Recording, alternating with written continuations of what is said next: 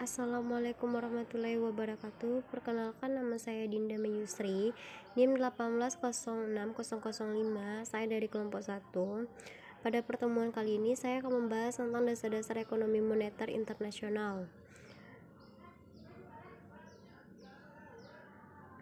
Ada 4 materi dalam pertemuan ini. Yang pertama yaitu materi konvertibilitas mata uang dan sistem moneter internasional. Yang ketiga, perkembangan moneter internasional. Dan yang keempat, siklus ekonomi moneter internasional.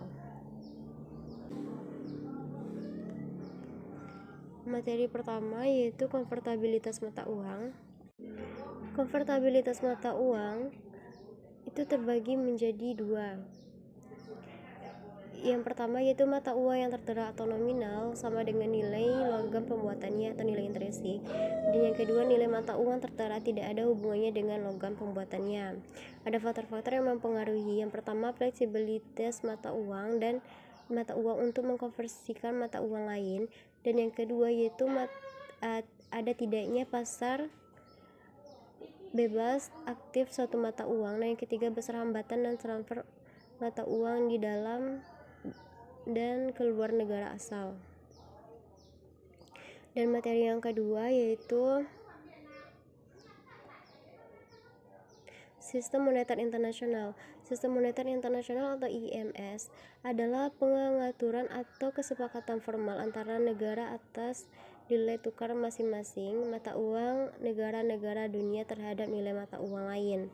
IMS kerangka kerja kelembagaan di mana pembayaran internasional dibuat, pergerakan modal diakomodasikan, kurs di antara mata uang tertentu ditentukan. IMS meliputi instrumen lembaga, kesepakatan perhubungan mata uang, pasar, sekuritas real estate, dan pasar akomodasi dunia. Tujuan IMS untuk mendesain kurs mata uang antar negara di dunia stabil. Sejarah sistem moneter internasional.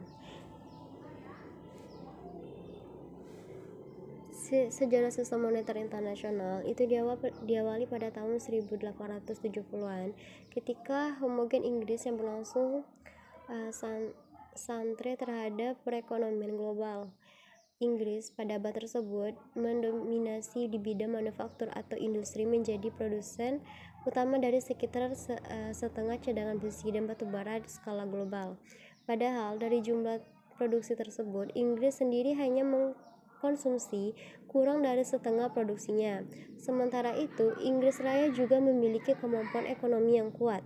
Hal ini dilihat dari jumlah stok emas global yang dimiliki masa periode 1870 sampai 1913 yang merupakan terbesar di dunia. Inggris juga mampu membiayai sekitar 60% kredit jangka pendek dari seluruh transaksi perdagangan global. Kekuatan finansial Inggris ini kemudian membuat Inggris berinisiasi untuk membentuk sistem keuangan standar emas. Sistem keuangan standar emas ini dimulai dilakukan sejak 1875. Sistem ini lalu diikuti oleh berbagai negara lain di dunia, terutama negara-negara di Eropa. Momentum inilah yang mengawali terbentuknya sejarah pasar mata uang di dunia, sekaligus sistem moneter internasional. Dalam sistem pasar ini, pemerintah masing-masing negara menjamin pertukaran mata uang ke jumlah tertentu dalam hitungan emas atau fixed weight. Sebaliknya, convertibility. Sederhananya, mata uang yang beredar didukung oleh emas.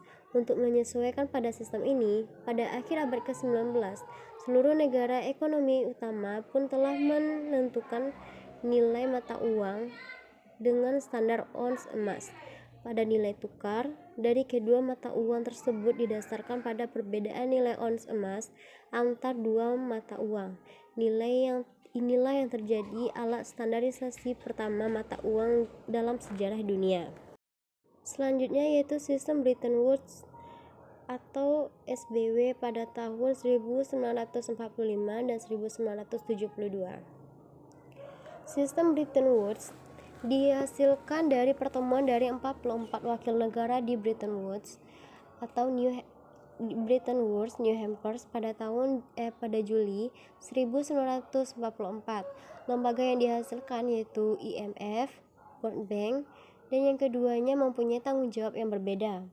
Sistem Bretton Woods perusahaan mencegah berulangnya nasionalisme ekonomi dan kebijakan destruktif kemiskinan negara-negara tetangga, dan mengarah kepada kekurangan peraturan-peraturan yang jelas atas pertanggungjawaban permainan selama perang. Yang ketiga, perkembangan moneter internasional. Yang pertama yaitu standar emas pada tahun 1821 sampai 1914. Terdapat dua konsep tradisional mengenai konvertibilitas mata uang. Yang pertama yaitu mata uang yang tertera nominal sama dengan nilai logam pembuatannya. Yang kedua, nilai mata uang yang tertera tidak ada hubungannya dengan nilai logam pembuatannya. Dan yang kedua, standar kurs tetap. Standar ini identik dengan sistem Bretton Woods yang menerapkan standar dolar emas. Yang kedua, bank sentral secara aktif akan menarik atau melepaskan cadangan mata uang pada saat mata uang mengalami depresiasi atau apresiasi. Dan yang ketiga, standar kurs mengambang, yaitu yang pertama, kurs ditentukan berdasarkan interaksi pemerintah dan penawaran dari mata uang. Dan yang kedua, ada dua macam kurs mengambang, yaitu free floating yang tidak memerlukan cadangan devisa dan managed floating yang memerlukan cadangan devisa. Dan yang keempat, standar kurs alternatif. Yang pertama, patch exchange rate mendasarkan pada nilai mata uang dengan suatu mata uang atau sekelompok mata uang yang merupakan mitra dagang utama. Yang kedua, batch exchange rate, nilai mata uang yang ditetapkan berdasarkan sistem paket pengumpulan yang berperan untuk membiayai perdagangan dengan tujuan stabilitas mata uang. Dan sistem Dewan Mata Uang atau CBS, yaitu manajemen nilai tukar mata uang oleh suatu lembaga keuangan resmi yang memberikan wewenang mutlak untuk menerbitkan atau mencetak mata uang dasar. Selanjutnya, materi yang keempat yaitu siklus moneter ekonomi internasional. Yang pertama yaitu ekspor, lisensi, distribusi, presentatif, kontrak manajemen. Yang keenam yaitu foreign direct investment. Ada 3 strategi. Yang pertama yaitu pangsa pasar yang lebih besar, dan efisiensi biaya produksi, dan meningkatnya daya asing. Ada 5 pertanyaan. Yang pertama, sebagai sistem moneter IMF, apa saja misi dari IMF? Yang kedua, di dalam perjanjian sistem Bretton Woods mengatakan bahwa World Bank dan IMF memiliki tugas, dan jelaskan. Yang ketiga yaitu jelaskan mengenai sistem Bretton Woods. Yang keempat, jelaskan perkembangan sistem moneter internasional. Dan yang kelima, apa saja faktor yang mempengaruhi konvertibilitas mata uang. Saya akan menjawab pertanyaan yang ketiga, yaitu jelaskan mengenai sistem Bretton Woods. Sistem Bretton Woods itu dihadiri dari 44 negara dari Bretton Woods, New Hampshire pada Juli 1944, di mana dalam lembaga yang dihasilkan yaitu IMF dan World Bank memiliki tugas dan wewenang yang berbeda.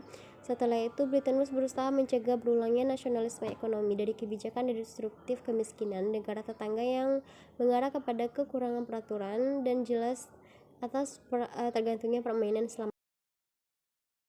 Selanjutnya, perkembangan moneter internasional. Seperti yang sudah saya jelaskan tadi, perkembangan sistem moneter internasional itu standar emas, kurs tetap, standar kurs mengambang, dan standar kurs alternatif. Dan selanjutnya saya akan menjawab pertanyaan yang kelima, yaitu faktor-faktor yang mempengaruhi konvertibilitas mata uang. Yang pertama yaitu tingkat fleksibilitas suatu mata uang untuk mengkonversikan ke dalam mata uang lain. Yang kedua, tidak adanya pasar bebas aktif dari suatu mata uang berdasarkan hambatan dan transfer mata uang ke luar negara asal.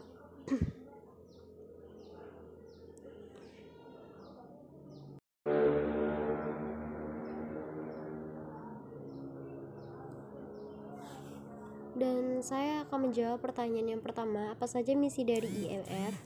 Misi dari IMF yaitu mengatakan bahwa misinya adalah demi mendorongnya moneter secara global, meningkatkan keamanan kerja sama keuangan, dan memberikan fasilitas perdagangan internasional, dan meningkatkan kerja perkembangan ekonomi secara kontinu, dan mengurangi angka kemiskinan yang terjadi di seluruh negara.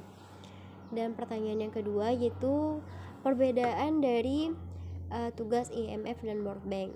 Kalau IMF itu terfokus kepada stabilitas ekonomi, pengurangan kemiskinan, dan pertumbuhan ekonomi yang stabil dari negara-negara anggota. Sedangkan World Bank itu hasil sisi lain dari fokus pembangunan ekonomi negara-negara berkembang dan menyediakan seluruh saluran untuk pinjaman. Sekian presentasi dari saya. Assalamualaikum warahmatullahi wabarakatuh.